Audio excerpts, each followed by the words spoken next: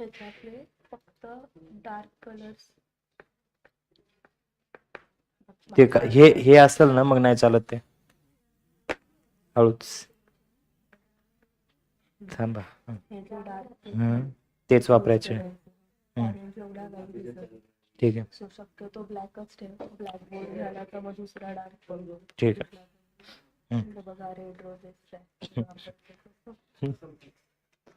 चलो चालू हो गया लाइव. ओके चलो आ जाओ बेटा. सीए फाउंडेशन लेक्चर नंबर 5 आ जाओ. चलो कौन सा टॉपिक चल रहा है अपना? तुम्हें नहीं पता क्या? जर्नल में जीएसटी चालू है ना. Goods and services taxes. Ma'am ये मेरे बाल ऐसे सफेद क्यों हो गए? ठीक है. बुड्ढा तो बुड्ढा. क्या बुड्ढों की शादी नहीं होती? क्या होती है? हाँ?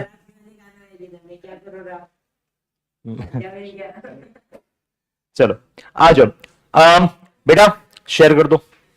ओके करो जल्दी जल्दी करो. क्या गुलाबी दो बेटा? रेड है ये.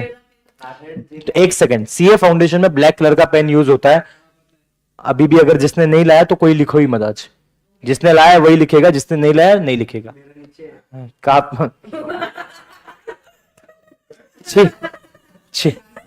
चलो आ जाओ. बेटा अपना सीए फाउंडेशन का लेक्चर है. लेक्चर नंबर 5 अपन चालू कर देते हैं बिना किसी बकवास के. यही है ना अपना? नहीं कुछ और है.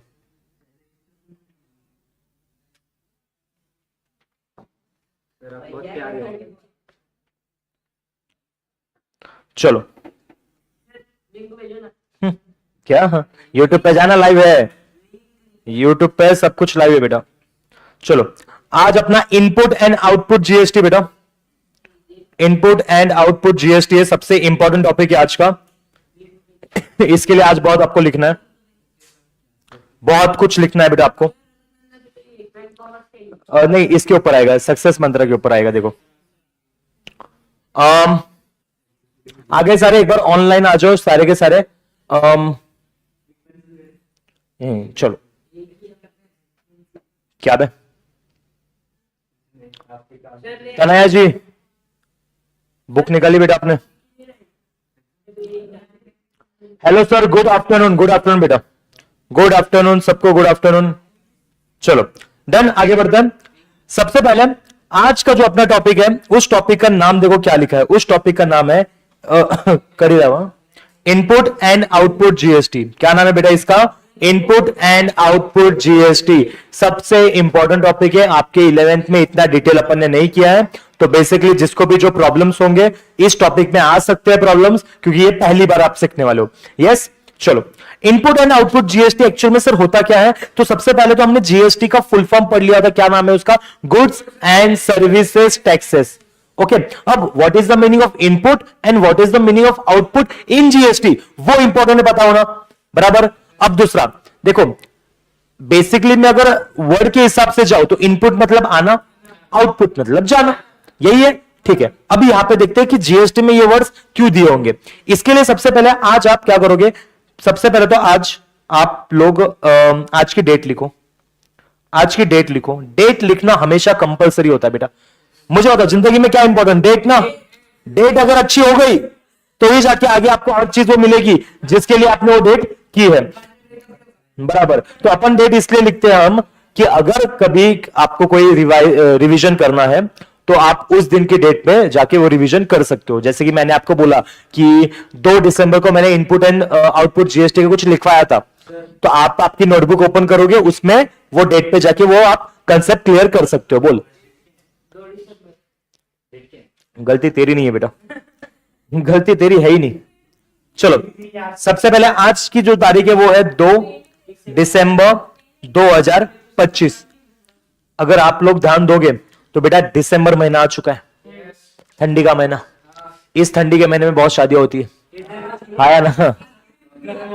इसी मंथ में एक ऐसा दिन है जिसकी रात बहुत लंबी होती है.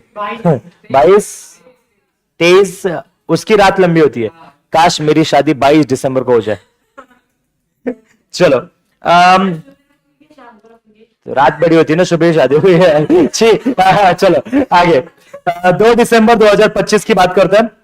यहां पे अपन को आज का नया टॉपिक है, तो सबसे पहले आप लोग हेडिंग दोगे। हेडिंग दो, इनपुट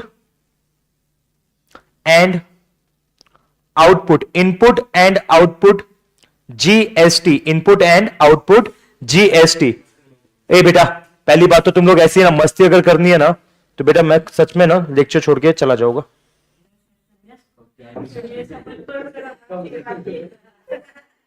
चलो, तुम्हें सच में मेरे लेक्चर समझ में आते ना? नहीं आते निकलो, जिसको नहीं आते निकलो। चलो, input and output GST. Okay, इसके ऊपर अपन कुछ लिखते हैं, अच्छी अच्छी चीजें। बस पहले लिखने का काम करो। मैं जैसा लिख रहा हूं वैसा ही लिखो। Input GST, input GST, input GST. उसके साइड में लिखो इनपुट जीएसटी। मेरी राइटिंग समझ में आ रही है बेटा? Input GST is the GST. Input GST is the GST paid by. Input GST is the GST paid by a seller. Paid by a seller on purchase. Paid by a seller on purchase of goods from supplier. Input GST is the GST paid by a seller on purchase of goods from suppliers. Okay, ये हो गया। अब उसके नीचे आप लिखो, नहीं उसके नीचे लिखो ब्रैकेट में, it is an asset. It is an asset. It is an asset for the seller. Input जो जीएसटी है वो असेट फॉर द सेलर है। क्या है वो? Asset for the seller. Asset for the seller. Seller के लिए वो जो इनपुट जीएसटी है वो क्या है? असेट है। नेक्स्ट, अब आगे लिखो output GST. Output GST, output GST is the GST. Output GST is the GST receive. ऊपर पेड था ना, तो यहां पे लिखा है output GST is the GST receive by the तेरी सासू का माता seller, by the seller on sale of goods, on sale of good. यहां पे टीवी के मैंने अपने को देखने के लिए रखा है क्या? मैं बड़ा दिख रहा हूं ना, वो शब्द तो दिख रहे अच्छे से। Seller on sale of goods to the consumer. Goods to the consumer, goods to the consumer लिखा अच्छे से? ओके, अब उसके नीचे ब्रैकेट में it is a liability. It is a liability for the seller as they have to deposit output GST with government.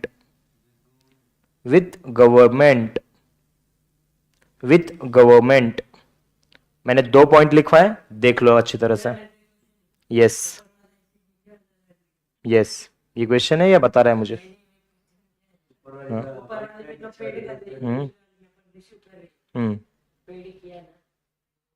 वही तो समझाने के लिए लिखवाया मैंने। अगर मैं डायरेक्टली आपको ये लैंग्वेज में पढ़ा दो ना तो कुछ समझ में नहीं आता, इसलिए मैंने बेसिक में आपको करवा के दिया। तो पहले तो लिख लो। तो घंटे क्यों बजा रहा है? हाँ, मैंने लव लेटर लिखा था एक जमाने में। बंदी को नहीं गया था, उसकी मम्मी को गया था। चलो यहां तक लिखा। हाँ, वो शादी के लिए ऑफर की थी मैंने उनको। चलो, input GST and output GST. Input GST is the GST paid by the supplier, sorry seller, on purchase of goods from supplier. देखो खुद सोचो, इनपुट जीएसटी का मतलब होता है जिसका बेनिफिट आगे जाके मिलेगा बेसिकली। अब मुझे बताओ, अगर मैंने किसी गुड्स के ऊपर जीएसटी पे कर दिया है, मैंने तो खरीदा था ना वो गुड्स, तो मैंने पे कर दिया है ना, तो वापस पे करने की जरूरत है क्या? ना। अब आप सेलर हो, आपने किसी को, मान लो सेलर क्या करता है, गुड्स बेचता है या परचेस करता है? बेचता है, बराबर। तो आपने किसी को गुड्स बेचे, तो सामने वाले ने आपको जीएसटी पे किया है, तो जीएसटी भले आया लेकिन कभी ना कभी तो आपसे जाने वाला है, आउटपुट है वो। देखा जाए तो वो आया क्यों है? गवर्नमेंट को जाने के लिए आया ना। आप दुकान वाले से मैगी का पैकेट खरीदते हो 20 रुपए का, मान लो, उस 20 रुपए में जीएसटी भी है। तो अगर आपने किसी को 20 रुपए दिया उस दुकान वाले को, तो जो जीएसटी आपने उसको दिया है उसके लिए तो लायबिलिटी है ना, वो तो आगे जाके पे करेगा, भले उसको पैसा आया लेकिन देखा जाए तो लायबिलिटी उसके लिए, हाँ या ना। आपने जो चीज खरीदी, आपने जीएसटी पे कर दिया है, तो वो तो आपके लिए इनपुट है। यस और नो? है समझ में? इतना ही इसका मीनिंग है। ये मीनिंग इजी करवा के दिया मैंने, बराबर। अब अगर मैं इस लैंग्वेज में पढ़ू, तो देखना, the tax paid by the receipt, एक सेकेंड, हाँ हिल रहा है ना ये, हाँ। The tax paid by the recipient on procurement of goods and services is called input tax. An entity at each stage is permitted to avail credit of GST paid on the purchase of goods and or availment of services and can set off this credit against the GST payable on the goods and the service supplied by him. Thus, the final consumer bears the GST charged the supply chain with set of benefit at the previous stages. Hence, the tax will be levied on the value added, which results avoiding double taxation. For example, if tax payable by a manufacturer on output, that is final product, is 750 and he has already paid 500 on input, that is purchase, then he claim input credit rupees 500, need to deposit only 250 in cash. कुछ समझ में आया? Very good, very good. अब ये जो लिखा है ना मैंने, ये पूरा एक पैराग्राफ है ये। यस, ये पूरा पैराग्राफ ये है। तुम्हारे दिमाग में कंसेप्ट तो बैठ गया ना, क्या है बेसिकली, क्या करने वाले अपन। अब ध्यान से अगर देखो तो यहां पे कुछ मैंने लिखा है, output tax means the GST charge on supply of GST goods and services made by the supplier, और input tax means the credit of input tax already paid. Okay, अब बेसिकली अगर हम बात करें, अगर हम इस चीज पे बात करें, इतना लिखा आप लोगों ने, एक और कुछ चीजें लिखो, मैं आपको बताता हूं और आपको समझेगा। हेडिंग दो नई न्यू वाली, जीएसटी, हेडिंग दो जीएसटी, न्यू वाली हेडिंग लो, जीएसटी। जीएसटी के नीचे अभी पॉइंट्स लिखेंगे अपन। पहला पॉइंट है जीएसटी पेड ऑन परचेस। आपने अगर जीएसटी परचेस के ऊपर पे किए, अब बेसिकली इसका मतलब क्या है सर? जैसे कि मान लो मैंने मोबाइल खरीदा, तो मोबाइल गुड्स है, मैंने खरीदा 1 लाख का मोबाइल खरीदा, कुछ 1 लाख में मान लो 18 का जीएसटी है, तो 18,000 मैंने जीएसटी का भी पे किया। अगर जीएसटी नहीं होता तो उस मोबाइल की कीमत कम से कम 82,000 होनी चाहिए थी, मैंने 1 लाख पे किया। तो गुड्स जीएसटी जो मैंने पे किया किसके ऊपर? परचेस के ऊपर। उसको क्या बोलते हैं? उसको बोलते हैं इनपुट। वेरी गुड, उसको क्या बोलते हैं? Input GST. कल पक्का। दूसरा, जो भी बच्चे ऐसा सोचते हैं कि जीएसटी कलेक्टेड ऑन सेल्स, अब जिस आदमी से मैंने मोबाइल खरीदा तो उसने तो जीएसटी कलेक्ट किया, तो उसके लिए वो जीएसटी क्या बना, आउटपुट जीएसटी। क्या बना उसके लिए, वो आउटपुट जीएसटी। तो बेसिकली मेरा कंसेप्ट आपको इतना कहना है कि अगर जीएसटी आपने किसी परचेस के ऊपर पे किया है तो वो इनपुट जीएसटी है। ये दिमाग में क्यों रखना है, जब हम ट्रांजैक्शन को देखेंगे तो वहां पे परचेस भी है, वहां पे सेल्स भी है। हम दोनों में जीएसटी लिखते हैं ना, सीजीएसटी एचजीएसटी। तो एक्चुअल में अगर मैंने इनपुट जीएसटी कहीं पे लिखा, इनपुट सीजीएसटी अगर मैंने लिखा, इनपुट एचजीएसटी अगर मैंने कहीं लिखा, तो दिमाग में क्या आना चाहिए, परचेस हुआ है।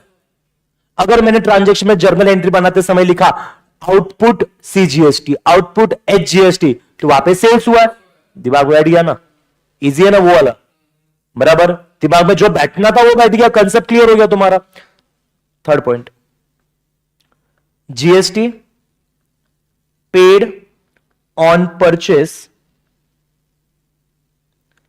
is not a cost for the purchaser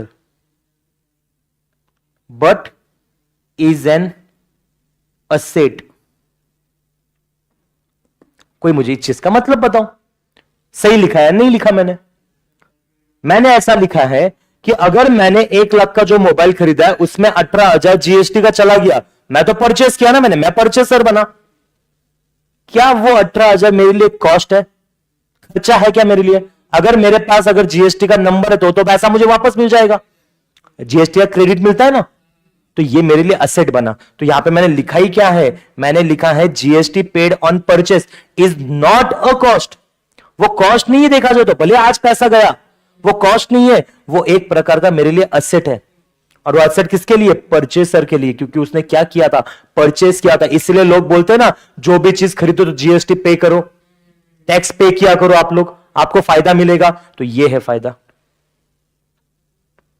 कोई भी चीज। अब तो हर चीज पे जीएसटी तो आता ही है। तो अगर हम कोई भी चीज खरीदते हैं, इनडायरेक्टली वो पैसा तो जीएसटी का चला ही गया, वो बेसिकली देखा जाए तो आप लोगों के लिए एसेट है ना, बराबर। अब दूसरा पॉइंट देखो, मैं यहां पे क्या लिख रहा हूं, मिलता है ना, क्रेडिट मिलता है। जीएसटी नंबर होगा ना आपको, तो हर चीज का आपको क्रेडिट मिलता है। हाँ, तो उसका तो अपन अकाउंट क्यों पढ़ रहे हैं, बिजनेस के लेवल पे देखेंगे ना, अपन उनके पास से काम करेंगे जिनके पास नंबर है बराबर है। अब आगे वाला पॉइंट लिखो, जीएसटी कलेक्शन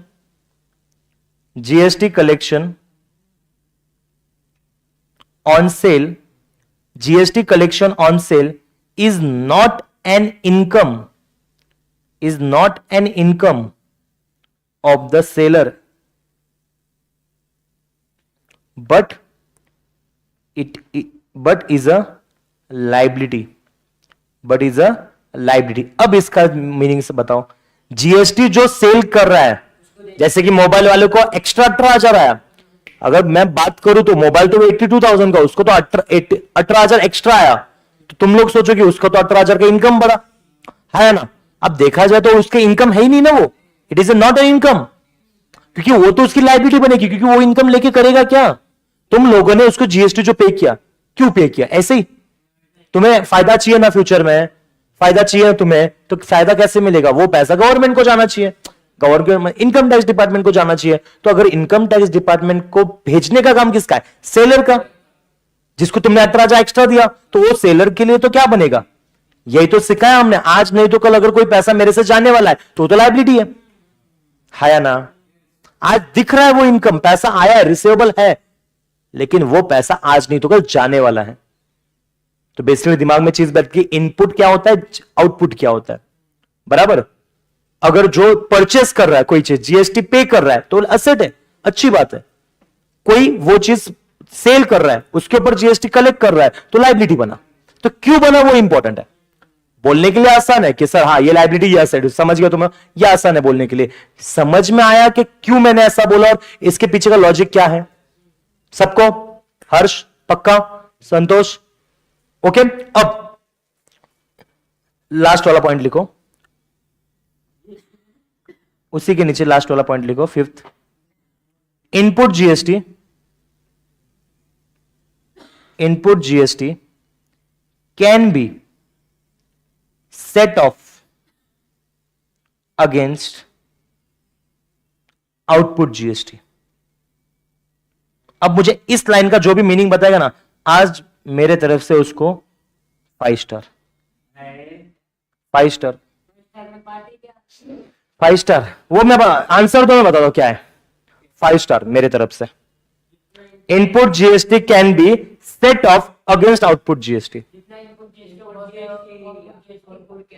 एक सेकंड, चलो मेरे पास एक आंसर आया है कि जितना इनपुट जीएसटी होगा उतना ही आउटपुट जीएसटी होगा। एक आंसर है, ठीक है। Tanaya, input GST can be set off against output GST.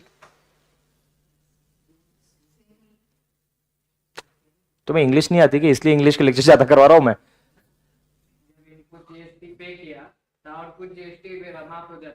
वैसा इनडायरेक्टली वैसा नहीं है। इसका मतलब है अगर आपके पास आउटपुट जीएसटी है, क्या है आपके पास आउटपुट जीएसटी, उसमें से अगर आपने इनपुट जीएसटी को माइनस कर दिया, उसमें से क्या माइनस कर दिया, इनपुट जीएसटी को, तो जो आंसर आएगा ना वो आंसर आएगा जीएसटी पेबल। यस, एग्जाम्पल मान लो मेरा output GST 100। What is the meaning of output GST? जो हम कलेक्ट करेंगे। Very good. What is the meaning of input GST? जो पे किया है हमने, बराबर। मान लो मैंने कलेक्ट किया है 100 रुपया और मैंने आउटपुट जीएसटी पे किया है 50, तो आज ना कल तो मुझे 50 आने वाला था। तो गवर्नमेंट क्या बोलती है, हमसे 50 लेने से अच्छा है तो हमें कितना देने वाला है, 100। तो एक काम करना, 50 माइनस करके 50 दे दे भाई। तो इस लाइन का मीनिंग है input GST can be set off against output GST. 1 2 3 4 5 ले ले, चढ़ा ले। आया समझ में? पक्का? तो बेसिकली जो मेरा यहां पे क्वेश्चन था कि सबसे मुझे जो ऐसा लग रहा था तुम्हें प्रॉब्लम आएगी इस टॉपिक पे, इनपुट एंड आउटपुट जीएसटी पे, क्या अब आपको यह समझ में आ गया ये लिखने की वजह से? नहीं? क्या समझ में नहीं आया?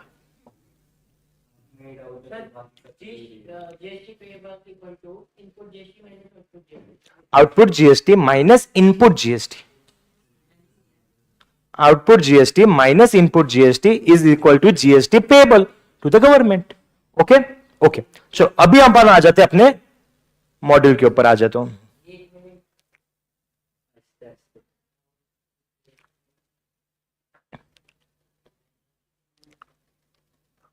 चलो इसके लिए थोड़े अपन क्वेश्चन सॉल्व करके देखते हैं एक बार। चलो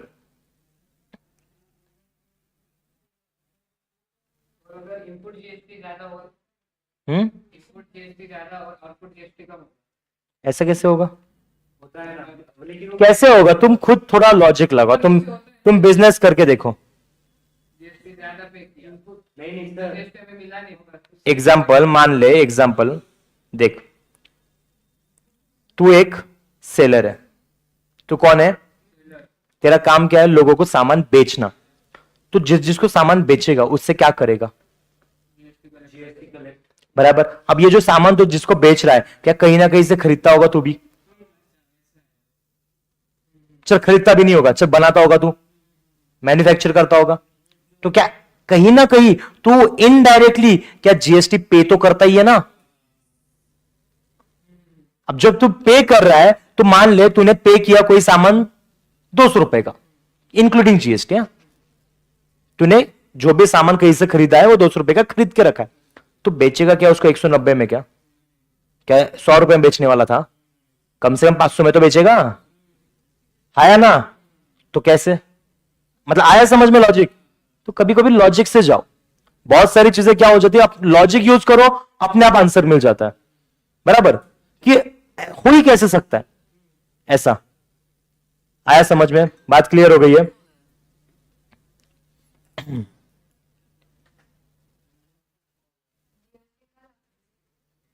का लागते म्हणजे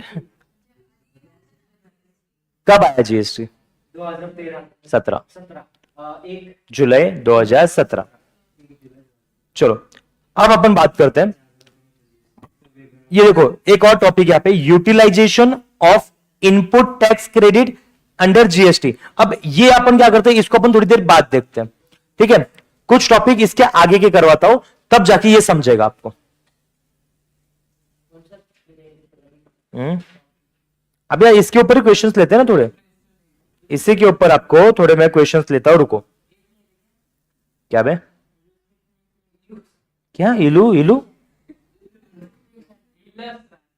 इसका कोई पेज गायब है क्या? 2.38 30, वाह 7 है ही नहीं क्या? तुम्हारे पास भी नहीं है क्या? तो इसमें क्यों नहीं है? चलो, तो यहां पे है मेरे पास भी यहां पे क्वेश्चन, तो उस क्वेश्चन को सॉल्व करें। चलो ध्यान से देखो, अपन इसको सॉल्व करते हैं। अब सबसे पहले आपके सामने क्या लिखा है, इलस्ट्रेशन 8 क्या आपके पास है?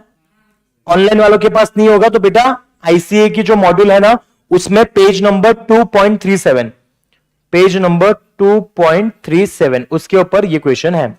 अपन इसको सॉल्व करते हैं। देखो, generalized the following transaction in the books of mister Rohit. पहला पॉइंट लिखा है परचेज गुड्स फ्रॉम साहिल।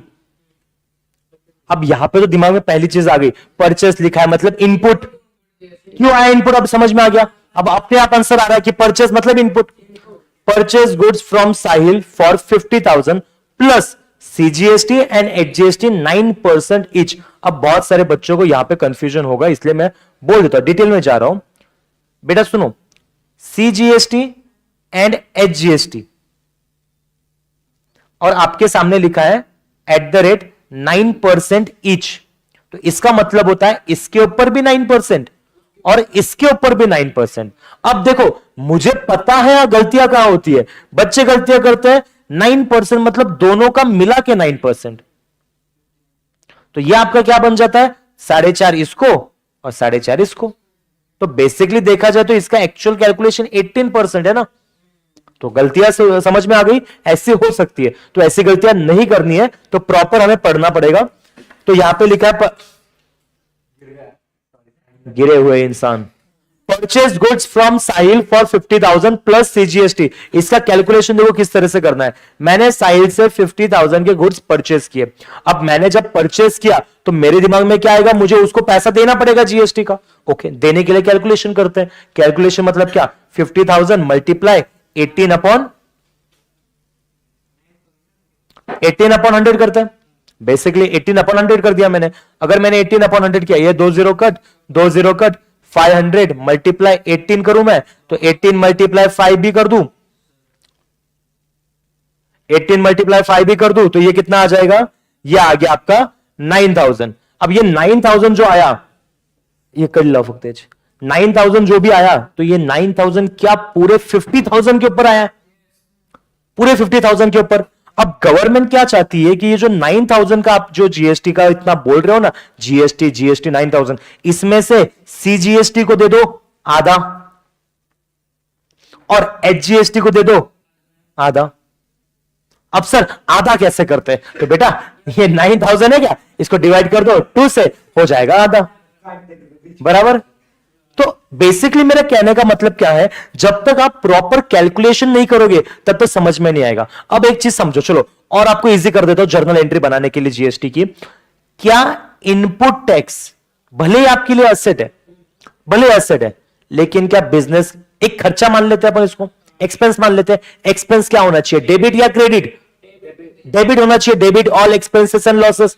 तो आप जीएसटी को क्या करोगे, डेबिट कर दोगे।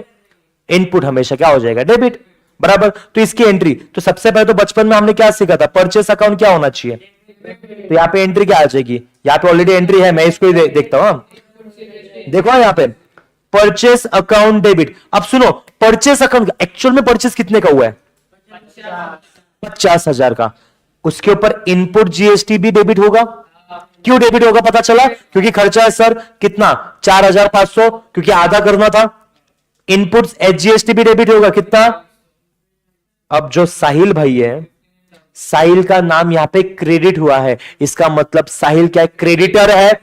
क्रेडिटर मतलब हमें उनको पैसा देना है, बराबर। तो हमें क्या उसको बस परचेस का पैसा देना है या पूरे जीएसटी का भी देना है, तो टोटल उसको कितना देना पड़ेगा, 59,000 उसको हमें पैसा देना पड़ेगा। और ये आपकी बन गई पहली जीएसटी टॉपिक की एंट्री। किस तरह से बनी ये समझ में आया, तो Bing goods purchase on credit, बाकी उन्होंने कुछ यहां पे नरेशन वगैरह लिखा क्या? नहीं लिखा।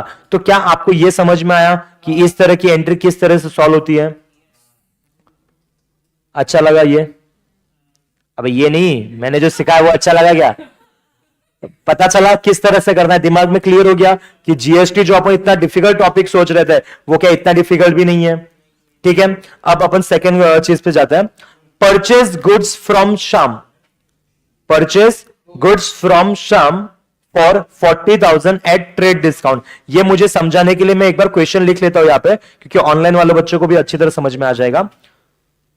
यहां पे लिखा है परचेज गुड्स फ्रॉम श्याम, बीच बीच में बातें मत करना बेटा, बहुत इंपॉर्टेंट टॉपिक है। 11th-12th में मस्ती करो, सीए फाउंडेशन के लेक्चर में बिल्कुल मस्ती नहीं होनी चाहिए। मैं करता हूं क्या मस्ती? Shut up. ट्रेड डिस्काउंट, अब यहां पे डिस्काउंट की बात आ गई है तो इसमें आपका दिमाग ज्यादा चलना चाहिए। Plus CGST and HGST at the rate 9% each, rupees 20,000 was paid immediately and balance payable after 3 months। एक ही ट्रांजेक्शन में इतनी सारी चीजें बोल के रखी है कि यहां पे आदमी कंफ्यूज हो जाएगा। बहुत सारे बच्चे छोड़ देंगे इसको, तो इसको छोड़ना नहीं, ये सबसे इजी है। देखो पहली चीज तो क्या किया है, परचेस अकाउंट डेबिट, ये तो फिक्स हो गया। किसने किया है?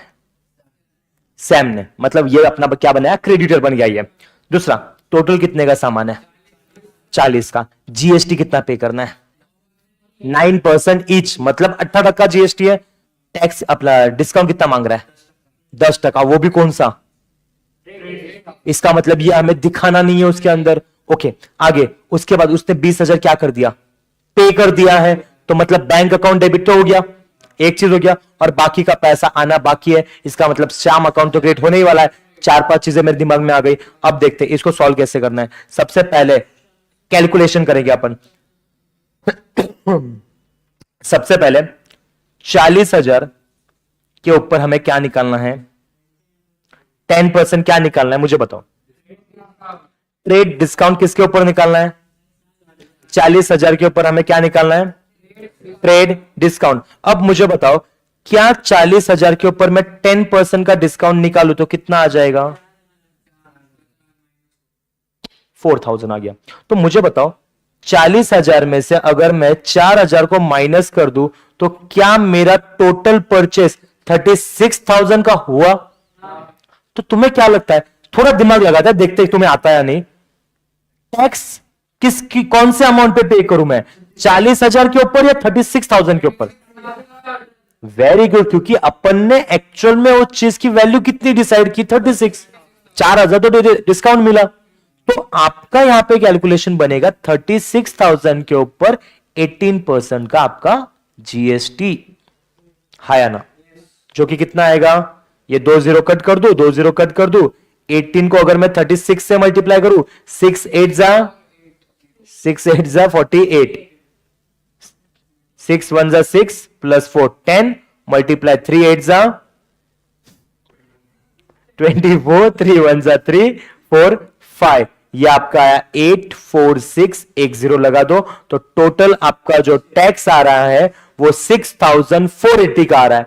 और ये जो टैक्स आया इसको आधा कर दो, डिवाइड बाय 2 कर दो, 3240। क्या ये आधा बन गया? तो इसका मतलब आपकी जो एंट्री बनेगी, तो पहली एंट्री यहां पे बनेगी परचेस अकाउंट डेबिट बना 36,000 का, ये तो फिक्स है। इस बार परचेस किया, परचेस किया मतलब इनपुट या आउटपुट? Input GST account. कौन जीएसटी बोला? 2 बार जीएसटी कैसे आया यहां पे?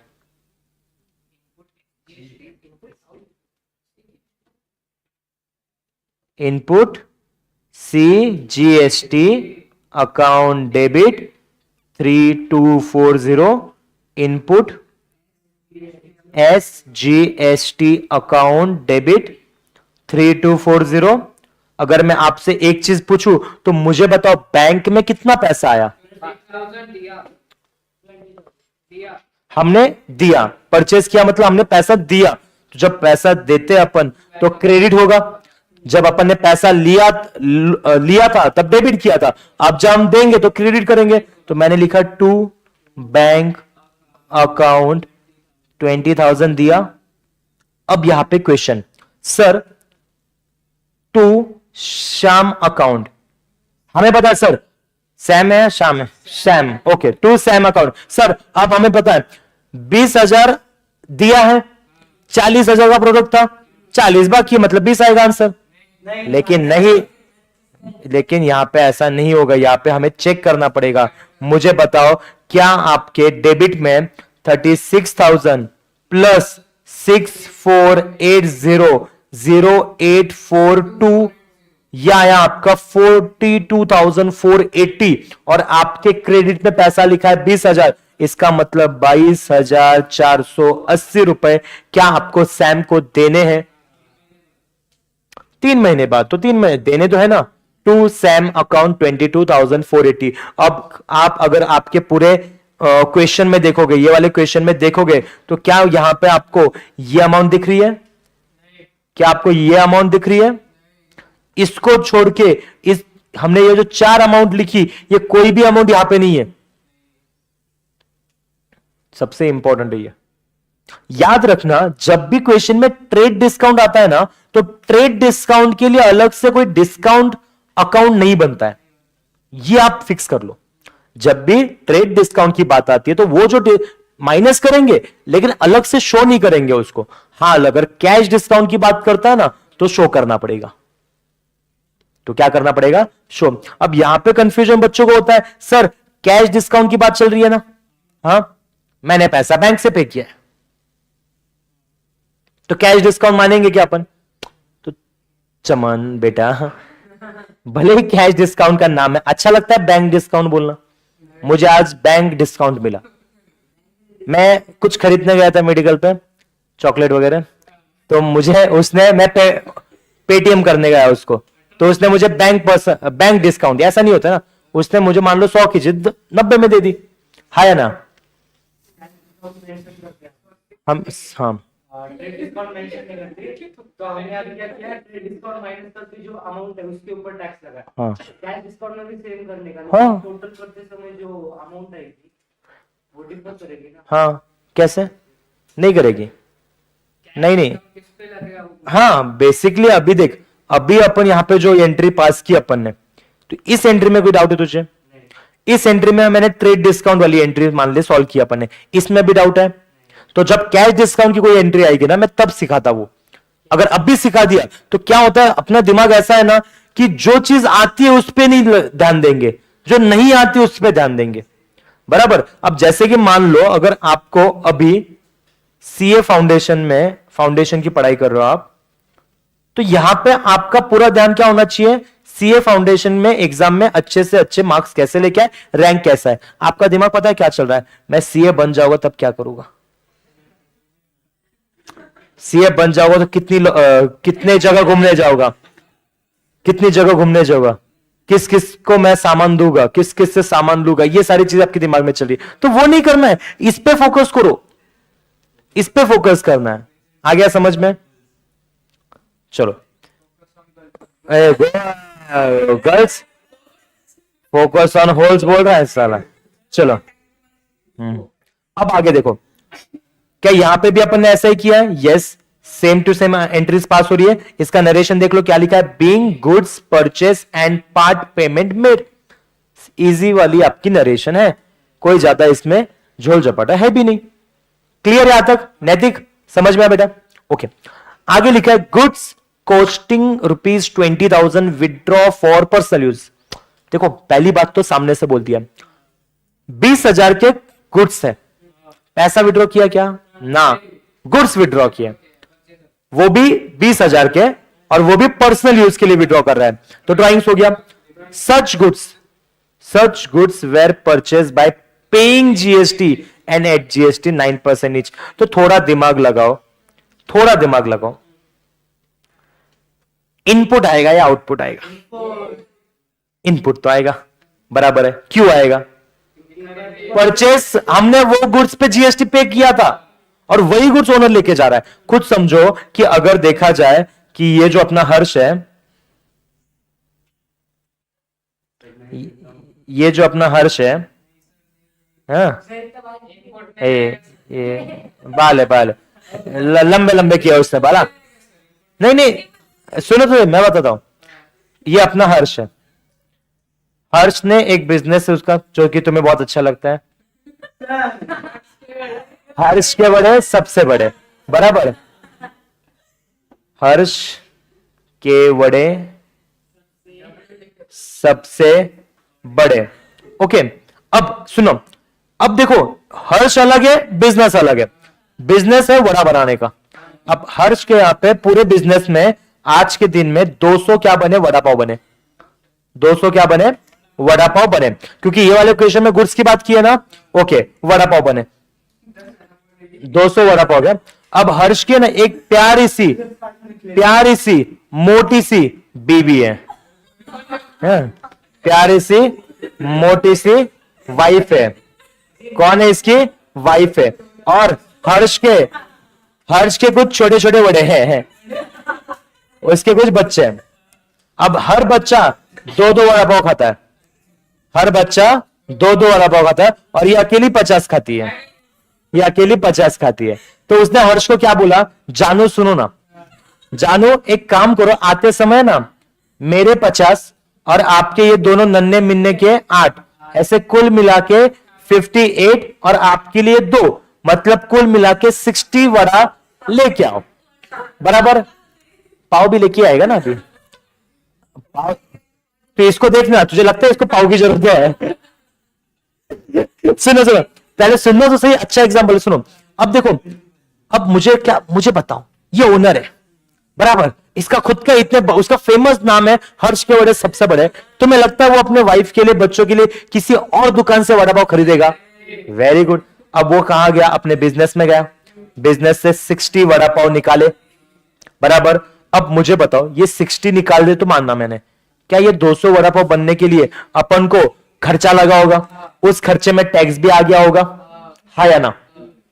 अब हर्ष का बिजनेस क्या सोच रहा है कि मैं पूरे के पूरे 200 बेचूंगा, टैक्स रिकवर करूंगा, output GST minus input GST, GST payable करने वाला हूं मैं, उसके दिमाग में ये चल रहा है। लेकिन इसमें से मालिक ने क्या किया? 200 में से 60 वड़ा पाव लेके गए, बचे कितने? 140। अब ये वड़ा पाव क्या ये किसी बिजनेस के काम से लेके जा रहा है क्या? नहीं, ये लेके जा रहा है पर्सनल यूज के लिए। तो एक सेकेंड, जो इनपुट टैक्स, ध्यान सुनना मैं क्या बोल रहा हूं, जो इनपुट टैक्स बिजनेस ने वो खर्चा किया था वड़ा पाव बनाने के लिए, क्या वही वाला टैक्स के जो वड़े हैं वो ये लेके जा रहा है?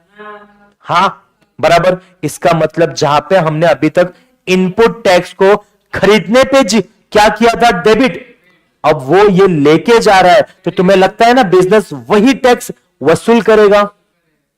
तो इनपुट टैक्स यहां पे क्या हो जाएगा? क्रेडिट। इनपुट ही ना, आउटपुट क्यों बे? अबे ले रहा है, किससे ले रहा है? मालिक ये वो ड्राइंग्स, समझ रहा तू? तो यहां पे एंट्री देखो क्या आएगी, यहां पे एंट्री देखो क्या आएगी। सबसे पहले तो देखो, क्या ड्राइंग्स अकाउंट डेबिट होगा? कितना, कितने के गुड्स है? गुड्स कितने के? पहले तो ये बताओ मुझे, गुड्स कितने के हैं? 20,000 के। गुड्स कितने के बे? 20,000। Goods costing ₹20,000। तो एक सेकेंड, हर्ष 20,000 के वड़ा पाव लेके गया, लेकिन बिजनेस क्या बोलेगा? भाई तू 20,000 के वड़ा पाव लेके जा रहा है, इसके ऊपर 18% जीएसटी पे कर। सर 18% कहां से? क्वेश्चन में लिखा हुआ है 9% ईच, इसका मतलब 3,600 का क्या आया? टैक्स आया। तो हर्ष को अभी देना कितना है? 23,600। 20,000 ये गुड्स का और 3,600 किसका? टैक्स का। टोटल 23,600 ये देना है ना। तो ड्राइंग्स मतलब कितने का एक्सपेंस हुआ? क्या अब ड्राइंग्स मतलब इसने जो गुड्स निकाले वो 23,600 के निकाले? एक्चुअल में वैल्यू देखा जाए तो बिजनेस क्या करता? 20,000 के गुड्स बेचता और किसी ना किसी से 3,600 का टैक्स भी तो लेता। तो क्या तुम्हें नहीं दिखता वो इससे लेना चाहिए? Business and owner Botha separate ना, बराबर। तो 23,600 का। अब एक सेकंड, यहां पे परचेस अकाउंट को क्रेडिट किया, यस बराबर है, क्रेडिट करना ही पड़ेगा क्योंकि हमने परचेस कहीं से किया था, वो बेचने के लिए, लेकिन बिका नहीं, वो पर्सनल यूज के लेके गया। तो मैंने यहां पे सेल लिखा है क्या? नहीं, यहां पे क्या लिखा है? वही परचेस वापस चला गया, परचेस अकाउंट। लेकिन परचेस कितने का गया एक्चुअल में? 20,000 का। अब ये जो हमने टैक्स भरा था, इनपुट टैक्स जो हमने वहां पे चल रहा था अपना, क्या वही टैक्स मुझे रिसीव होने वाला है? इनपुट ही रिसीव होने वाला है। अगर लॉजिक लगा तो मुझे इनपुट ही उससे रिसीव होने वाला है। तो इसीलिए मैंने यहां पे 2 input CGST and 2 input HGST 1800 कर दिया। तो यहां पे आया क्या? Being goods withdrawn for personal use. इस वाले एंट्री में अगर हो सके, तुम्हें अगर डाउट है तो पूछ लो अभी। एग्जाम लेना है सर, एग्जांपल। यस, एक second, personal use, personal use में क्या क्रेडिट होना है? समझा नहीं, मैं समझा नहीं क्या? हाँ, ड्राइंग्स क्यों नहीं क्रेडिट हो रहा पूछ रही है। एक सेकंड, ड्राइंग्स अगर मैंने क्रेडिट कर दिया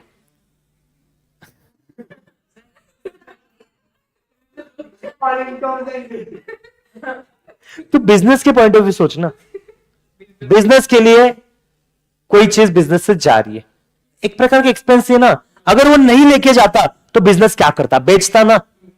तो लेके गया मतलब मान लेते एक्सपेंस है, मान लो ना एक्सपेंस है, तो एक्सपेंस व्हाट? एक्सपेंस मतलब debit all expenses and losses, आया ना। तो इसलिए ड्राइंग्स अकाउंट डेबिट किया, इसलिए परचेस अकाउंट क्रेडिट किया ना मैंने यहां पे, क्योंकि जो चीज वो खरीद के गया था, मतलब लेके चला गया हमसे, एक्चुअल में देखा जाए तो उसने पैसा भी नहीं दिया। एक्चुअल में देखा जाए तो उसने पैसा भी नहीं लिया। अगर वो पैसा देता उसी समय तो ये एंट्री होती नहीं ना। ये ड्राइंग्स, मुझे बताओ, अगर कोई उसने अपने वड़ा पाव का पैसा उसी समय दे दिया होता तो तुम्हें लगता है वो ड्राइंग्स है? भाई ये खरीदे नहीं तो कोई कस्टमर खरीदे, हमें पैसों से मतलब है, पैसा आया मामला खत्म। हम क्या वहां पे लिखने वाले हैं क्या? नहीं नहीं, इसने पर्सनल यूज के लिए लेकिन पैसा दिया है, पैसा दिया तो बात ही खत्म हो जाती है। बात कब आई? पैसा नहीं दिया, ऊपर से गुड्स लेके गया, बात यहां पे आई। आया समझ में? Concept clear? तो यहां पे हमने 3 एंट्री पास की, drawings account debit to purchase account, to input CGST and to input HGST account. सारी अमाउंट्स आपके सामने है, सारी अमाउंट्स किस तरह से मैंने लिखी वो भी आपको पता चल गया। अपन ने प्रॉपर यहां पे एग्जांपल भी देखा किस तरह से करना है। हाँ, वेरी गुड क्वेश्चन। किसी ने उधार पे लिया तो ढुकली, मेरी बात समझ कि उधार पे ले रहा है तो वो अपने लिए डेटर बना ना। तू मान ले वड़ा पाव ये लेके गया अपनी वाइफ के लिए, सिद्धांत वड़ा पाव लेके गया, सिद्धांत का बिजनेस का ओनर है क्या? नहीं, बिजनेस ने उधारी पर दिया है, तो ये कौन बना? डेटर। तो आप एंट्री क्या पास करोगे? सिद्धांत से क्या आने वाले हैं? क्या आने वाले हैं? पैसे। आज नहीं तो कल आएंगे, तो सिद्धांत अकाउंट डेबिट। बिजनेस से क्या गया? वड़े गए, लेकिन वड़े क्या किए? सेल ही किए ना, तो Siddhant account debit to sales account. Customer का तो लेना देना ही नहीं है ना इसमें, कस्टमर होगा तो अच्छी बात है। बात आती है ओनर के ऊपर, ओनर करे तो क्या? ड्राइंग्स। पर्सन यूज के लिए गया तो ड्राइंग्स। मान लो ऐसा भी अगर हो जाता कि इसके बहुत सारे फ्रेंड्स आए हैं और वो फ्रेंड्स आगे जाके बिजनेस में उसको फायदा दिलाने वाले हैं, तो उस बिजनेस के डील के लिए वो लेके गया एज ए सैंपल दिखाने के लिए, तो पर्सन यूज थोड़ी ना है वो पर्सन यूज नहीं है, वो बिजनेस का एडवर्टाइजमेंट बोल सकते हैं उसको, एक प्रकार का goods distribute as a free sample अपन ने पढ़ा है। आ गया समझ में?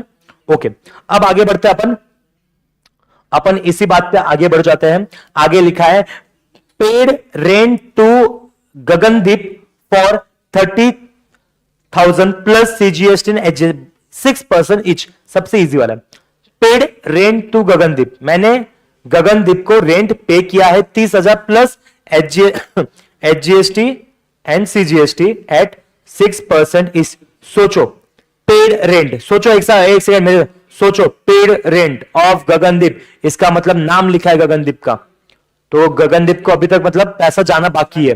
ओके, तो गगनदीप मेरे लिए क्या बना? क्रेडिटर। क्या बना? क्रेडिटर। और मैंने ये सब कुछ क्यों किया है? रेंट देने के लिए, तो रेंट खर्चा है, तो रेंट अकाउंट डेबिट होगा, ये भी पता है मुझे। क्रेडिट क्या होगा ये भी पता है, गगनदीप अकाउंट होगा, लेकिन अब जीएसटी की बात करते हैं। इनपुट ही आएगा। इनपुट ही आएगा, बराबर, वेरी गुड। अब मुझे बताओ, अब एक सेकेंड मुझे बताओ,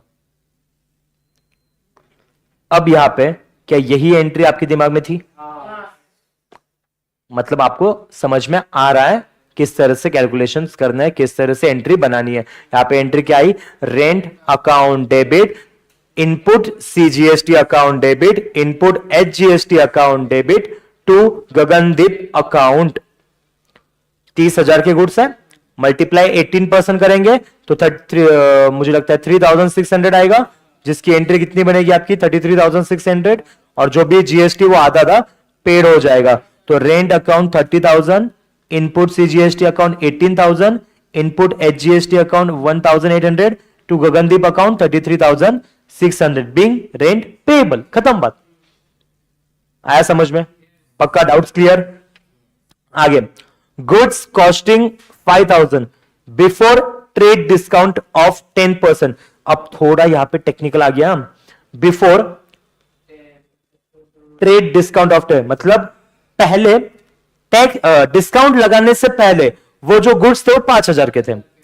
रिटर्न टू श्याम, अगर आपने कहीं ऊपर देखा होगा तो किसी एंट्री में सैम से अपन ने परचेस किए थे, याद है? हाँ, वो हमने यहां पे रिटर्न करने की बात चल रही है। Such goods were purchase by paying, yes हमें पता है वो जो गुड्स हमने खरीदे थे वो जीएसटी पे करके दिए थे, बराबर। अब उसमें से 5,000 के गुड्स जा रहे वापस, हमें नहीं चाहिए। अब मुझे बताओ, सबसे पहले गुड्स कितने के? गुड्स कितने के? 5,000 के, बराबर। अब मुझे थोड़ा दिमाग लगा के बताओ, 5,000 के गुड्स से हम रिटर्न करने जा रहे हैं, तो क्या इस 5,000 के गुड्स के ऊपर हमें 10% का डिस्काउंट मिला हुआ है? हाँ या ना? इसका मतलब 500 रुपए का डिस्काउंट तो वैसे भी था ही, तो इसका मतलब उसकी एक्चुअल वैल्यू कितनी बनी? Very good answer. उसकी एक्चुअल वैल्यू तो हमें पता है सर 4,500 बनी, और हम इसको बोलते हैं परचेस रिटर्न। क्या बोलते हैं इसको? मैंने आपको बहुत बार बोला है परचेस अकाउंट डेबिट होता है, तो परचेस रिटर्न अकाउंट क्या होगा? तो ये अकाउंट तो क्रेडिट होने वाला है इस अमाउंट से, हाँ या ना? इस अमाउंट से क्या होने वाला है? क्रेडिट होने वाला है। लेकिन क्या तुम्हें ऐसा नहीं लगता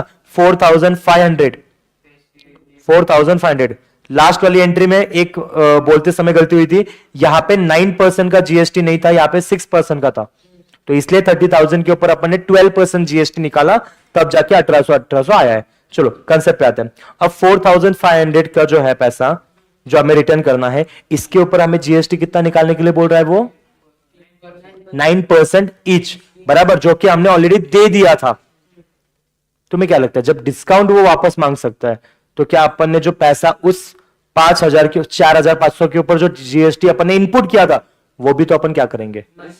रिसीव करेंगे अपन, हाँ या ना? तो इसका मतलब यहां पे आउटपुट आएगा या इनपुट ही आएगा? अपना ही जीएसटी वापस आ रहा है, तो इनपुट ही आने वाला है, बराबर। कितना आएगा? 4,500 मल्टीप्लाई 18% करके देखो तो करो, कल से कैलसी लेके आना चालू करो। अब कितना आ रहा है बताओ मुझे? 4,500 मल्टीप्लाई 18% कितना आ रहा है? ये 810 रुपए। तो क्या तुम्हें नहीं लगता जब तुमने उसको पैसा जीएसटी का दे के रखा था वो पैसा तुम्हें वापस चाहिए? तो इसका मतलब 810 रुपया मेरा टोटल आ रहा है, इसका डिवाइड बाय 2 करूं तो 405 रुपया आएगा। क्या इसकी एंट्री क्या बननी चाहिए? सबसे पहले तो सैम अकाउंट डेबिट करो। हमें अमाउंट पता नहीं है, हमें अभी तक अमाउंट पता नहीं है सैम में, लेकिन क्या परचेस अकाउंट की अमाउंट पता चल गई? इनपुट जीएसटी अपन वापस लेंगे, इनपुट एचजीएसटी भी वापस लेंगे, बराबर। अब टोटल वैल्यू कर लो इसकी, 4,500 प्लस 8,010, यह आ जाएगा आपका 5,310। इसका मतलब सैम मेरे लिए कौन बना? अभी डेटर बना। कौन बना अभी? डेटर, जिससे मुझे 5,310 रुपीज रिसीवेबल है। तो याद रखना, जो आप इनपुट देते हैं तो वो ले भी सकते, लेते समय भी इनपुट ही करना है। कर लो, आया समझ में? कोई डाउट? संतोष? हाँ, ये देख क्वेश्चन में क्या लिखा है? क्वेश्चन में लिखा है कि 5,000 की गुड्स है, हाँ या ना? उसके ऊपर अपन को 10% का डिस्काउंट मिला था, बराबर। तो 10% का डिस्काउंट मतलब 20 कट 20 कट 50 को अगर 10 से मल्टीप्लाई करेगा तो कितना आएगा 500, मतलब 5000 की चीज थी, लेकिन डिस्काउंट हमें कितना दिया था उसने 10% का। इसका मतलब 5000 में से अगर मैं 500 माइनस कर दूं तो कितना आ जाएगा, कळलं। आणि त्याच्यावर मी काय केलं 18% जीएसटी काढलं, 4518 काढले, 5000 वर नाही काढले। Okay, next purchase furniture 44,800 including IGST की बात चल रही है अभी यहाँ पे। किसकी बात चल रही है, आईजीएसटी की, कि परचेस फर्नीचर 44,800 इंक्लूडिंग 12%। अब आपको ना यहां पे ना इस अमाउंट के अंदर जीएसटी इंक्लूड है, तो इसको इस तरह से नहीं करते सॉल्व, इसके लिए ऐसे चार्ज नहीं होता। इसके लिए किस तरह चार्ज करेंगे अपन, 100% अपन ने पूरा जीएसटी दिया था, 12% अपन ने दिया था जीएसटी, तो मतलब 100/112 करेंगे, फिर जो आंसर है उसमें से जीएसटी अपन माइनस करेंगे। 100/112 मल्टीप्लाई बाय 100। मल्टीप्लाई में जो अमाउंट जो अपन ने दी है मतलब 44,800 उसको मल्टीप्लाई करें। रुक जरा अभी तो, अब देखो बेसिकली मुझे बताओ क्या हमारे पास ये अमाउंट देके रखी है 44,800 देके रखा है, ओके हा या ना। अब सुनो, मैं कैलसी ओपन करता हूं यहां पे 44,800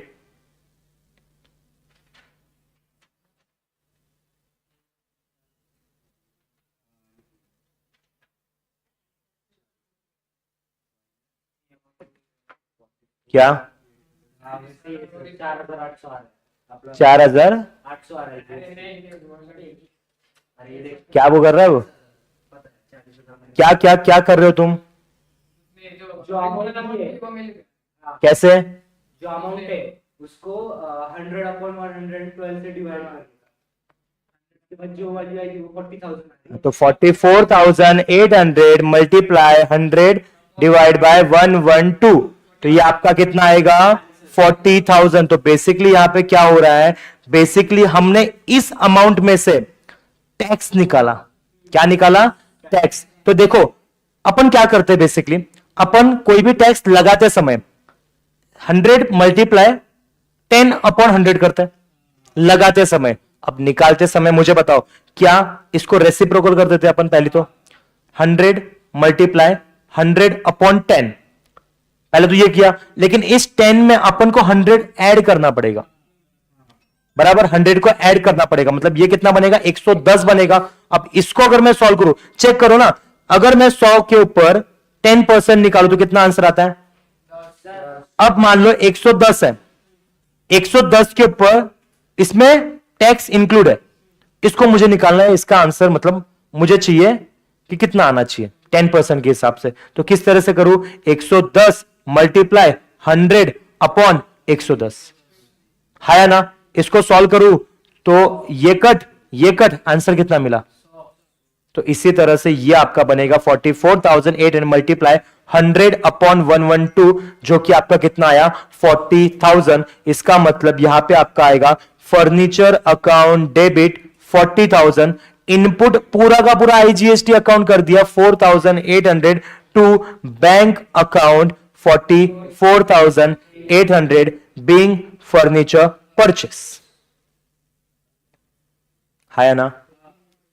इसको कहीं पे लिख लो, ये जो लिखा है ना मैंने, इसको कहीं पे लिख लो। अभी जो आपने जितने पॉइंट्स लिखे ना उसमें एक काम करो, मैं जो लिखता हूं वो लिखो, एक क्वेश्चन लिखता हूं वो लिखो, एग्जाम्पल लिखो, जो आपने अभी तक लिखा है ना उसी के नीचे एग्जाम्पल लिखो।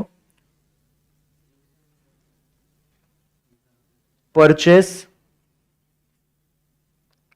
Furniture for 44,800 including IGST @12%। इसको सॉल्व करने के समय नीचे लिखना 44,800 मल्टीप्लाई 100/112 इज इक्वल टू 40,000 और इसकी एंट्री भी लिख देना, furniture account debit, furniture account debit 40,000, furniture account debit 40,000, input IGST account debit 4,800 to, पैसा पे किया ना, हाँ, bank account 44,800 being furniture purchase.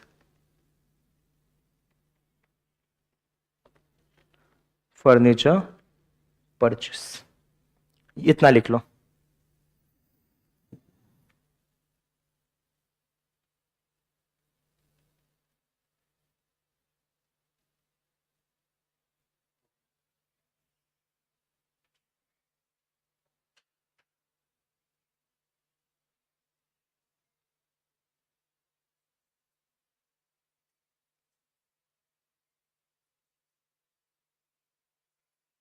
लिखा, यहां तक हो गया। अब लास्ट आपके ट्रांजेक्शन देखो, परचेस क्या लिखा है, परचेस मशीनरी फ्रॉम, कौन है ये, सोनू बोल रहे हैं, अपन इसको सोनू बोल देते हैं।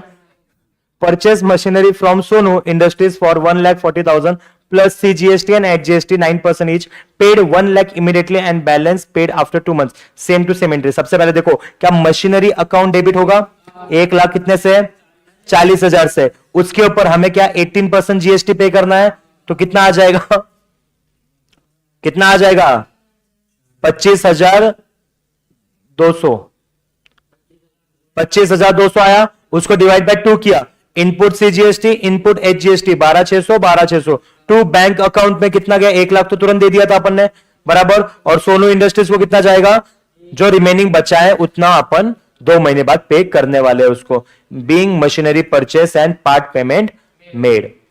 ओके, तो आज जो अपन ने इलस्ट्रेशन नंबर 8 किया है ना, वो आपके लिए होमवर्क है घर पे, ठीक है। कल आपका अकाउंट का लेक्चर होगा, कल आपका अकाउंट का लास्ट डेमो लेक्चर है, उसके बाद नागेश सर के 2 लेक्चर होंगे, फिर अपन अगले मंडे को मिलने वाले हैं। तो कल मैं आप सबकी नोटबुक कलेक्ट करूंगा, जितना भी आपको होमवर्क दिया था वो चेक करूंगा। टोटल 8 इलस्ट्रेशन हो चुके हैं, उसमें से 5 होमवर्क दिए थे, तो 5 आपकी नोटबुक में होने चाहिए। 3rd 4th 5th 6th 7th 8 6 हो गए, तो 6 होने चाहिए, ठीक है। चलो, क्या अब यहां तक समझ में आ गया पूरा, किसी को कोई डाउट, पक्का, थोड़ा थोड़ा समझा या पूरा समझा, पूरा समझा। कोई है थोड़ा थोड़ा समझा, नहीं तनया, क्या कुछ भी नहीं समझा, ओके। चलो, तो आज के लिए बस इतना ही।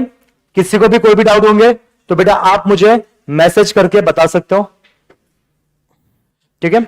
चलो, कल का टाइमिंग भी सेम रहेगा, मिलते हैं अपन कल नए जोश एंड जुनून के साथ बेटा।